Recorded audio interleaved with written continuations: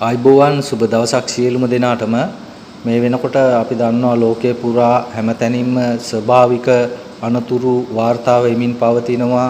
පහුගිය කාලේ අපේ රටටත් ඉතා තද වැසි සහිත කුණාටු සහිත තද වැසි වලින් බලපෑම් එල්ල වුණා. ඒ වගේම විශාල වගාහානි දේපල හානි සිද්ධ වුණා. ඒ වගේම පසුගියදා මියන්මාරයේ සිදු වුණු භූමිකම්පාවෙන් විශාල දේපල හානි ජීවිත හානි සිද්ධ වුණා. ඒ වගේම දැන් ජපානය මේ වෙනකොට పూర్ව සුනාමි අනතුරු ඇඟවීමක් කරලා තියෙනවා රට ජනතාවට.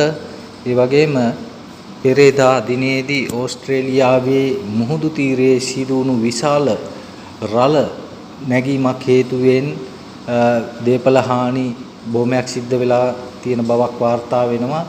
ඉහළට නැගුණු දැවැන්ත මුහුදු රළක් හේතුවෙන් ඕස්ට්‍රේලියාවේ සිඩ්නි නගරයේ පිහිටි ප්‍රකට බොන්ඩ් වෙරළ තීරයේ තිබූ නිවාස හා දේපල රැසක් ජලයෙන් යට වී ඇති අතර ඇතැම් දේපල වලට ජනේල් සහ වීදුරු වලට හානි සිදු වී කැඩී ගොස් ඇති බවද විදේශ මාධ්‍ය විසින් වාර්තා කර තිබෙනවා.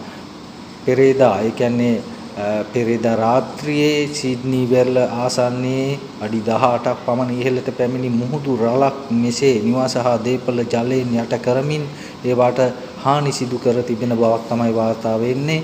මෙම තත්ත්වයේ හේතුවෙන් දකුණු දිග සිඩ්නි නගරයේ පිහිටි බොටනි බොක්ක ප්‍රදේශයට අයත් නිවාස රැසකින් නිවැසියන් ඉවත් කිරීමට එරට රාජ්‍ය ප්‍රාදේශීය බලධාරීන් විසින් පියවර ගෙන තිබෙනවා කියන බවක් තමයි විදේශ මාධ්‍ය විසින් වාර්තා කරන්නේ.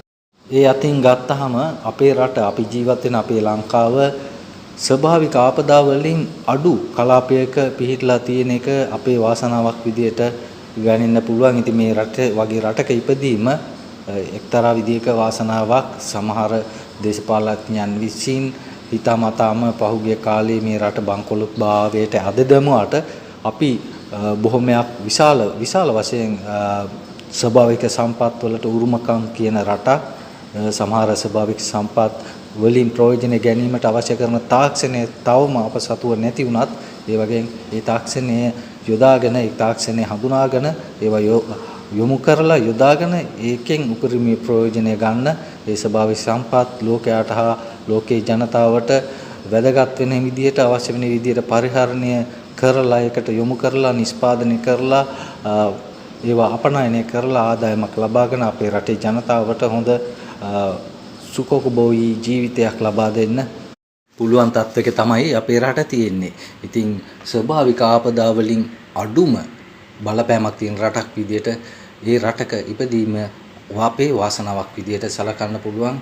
ඉතින් එහෙමනම් තවත් වීඩියෝ එකකින් තවත් දවසක හමු වෙමු. එතෙක් ඔබ සැමට සුබ දවසක්.